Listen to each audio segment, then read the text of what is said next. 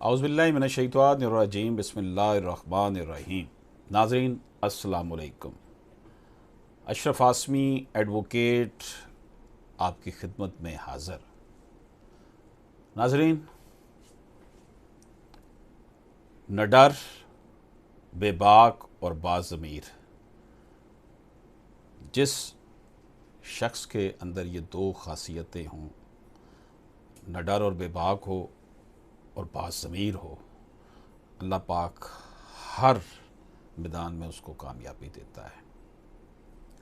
हमारे प्रोफेशन में भी यही है कि केस कभी ख़िलाफ़ आ गया, कभी हक में आ गया। देखें ना, 4 स्टेजेस बनी हैं। सिविल कोर्ट है, डिस्ट्रिक्ट कोर्ट है, हाई कोर्ट है, सुप्रीम कोर्ट है। बाज़ औक़ात सिविल कोर्ट से केस ख़िलाफ़ हो जाता है, डिस्ट्रिक्ट कोर्ट में हक में हो जाता है, हाई कोर्ट में भी हक में हो जाता है। बाज़ औक़ात मैंने ये देखा कि दोनों कोर्ट से, सिविल और डिस्ट्रिक्ट कोर्ट से ख़िलाफ़ हुआ होता है, हाई कोर्ट में हक हो जाता है।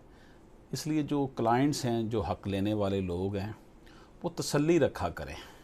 अगर तो उन्होंने समझ लिया है कि उन्होंने जो वकील साहब किए हैं वो उनके मेयार पर पूरा उतरते हैं, तो फिर उनको काम करने दें।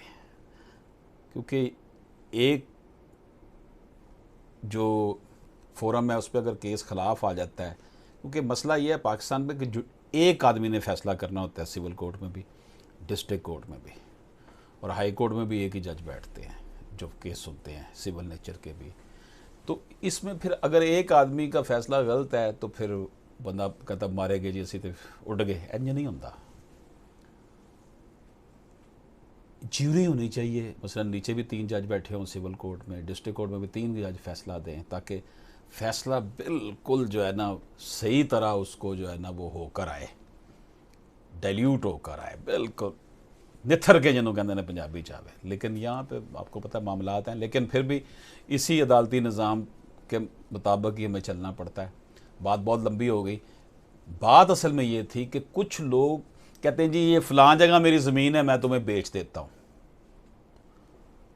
लोग बाज़ुकात किसी दोस्त के कहने पे, किसी भाई के कहने पे वो जगह कहते हैं जी ठीक है मुझे ले दो यार, या जो डीलर होते हैं उनके कहने पे कहते हैं जी ठीक है हमें दे दो।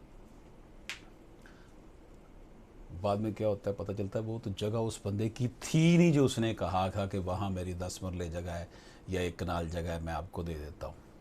वैसे कागज़ बनाकर जली काम हर चीज़ हो जाती है। तो अगर इस हवाले से जजमेंट मैं आपकी खिदमत में पेश करता हूँ। CLC है 2020 जजमेंट है ये 2020 CLC 751। अगर फ्रीकैन में जायदाद की फ़रोख्तगी का मुआहदा हो, मगर जिस जायदाद का मुआहदा हो वो मौके पर मौजूद ही ना हो, तो ख़रीदार अपनी रकम की वापसी के साथ साथ अजाफी रकम बतौर हर्जाना भी वसूल कर सकता है। इसलिए जब आपने ये देखना है कि जनाब मैं कुछ जगह ख़रीद रहा हूँ, तो पहले पता कर ले जगह वहाँ मौजूद भी है या नहीं उस बंदे की। अब मैं यहाँ से गुज़र रहा हूँ, मैं कहूँ जनाब ये प्लाज़ा मेरा है, आप कहें जी ठीक है मैं दे दो, उसकी मैं डीड तैयार करके एक आपस में एग्रीमेंट कर लूँ, बाद में पता चल जी वो प्लाज़ा तो मेरा था ही नहीं। ऐसा नहीं होना चाहिए। ख़ास तौर पर एग्रीकल्चर लैंड जब ख़रीदी जाती है ना, उसमें बड़े मसाइल हैं कि जनाब वो खाता, खतौनी, खसरा, खेवट चेक करनी है, डिमार्केशन नहीं हुई होती, तकसीम नहीं हुई होती, मुश्तरका खाते में चल रही होती, पता ही नहीं होता कि अभी डिटर्मन ही नहीं हुआ कि किसकी ज़मीन है या नहीं है। तो इसलिए मेरी आपसे ये गुजारिश है कि जब भी ज़मीन ख़रीदें पहले फ़िज़िकली देखें कि वो मौजूद है या नहीं है, फिर कागज़ों में भी देखें। तो इसलिए 2020 CLC 751 में ये करार दे दिया गया कि अगर फ्रीकैन में जायदाद की फ़रोख्तगी का मुआहदा हो, मगर जिस जायदाद का मुआहदा हो वो मौके पर मौजूद ही ना हो, तो ख़रीदार अपनी रकम की वापसी के साथ साथ अजाफी रकम बतौर हर्जाना भी वसूल कर सकता है।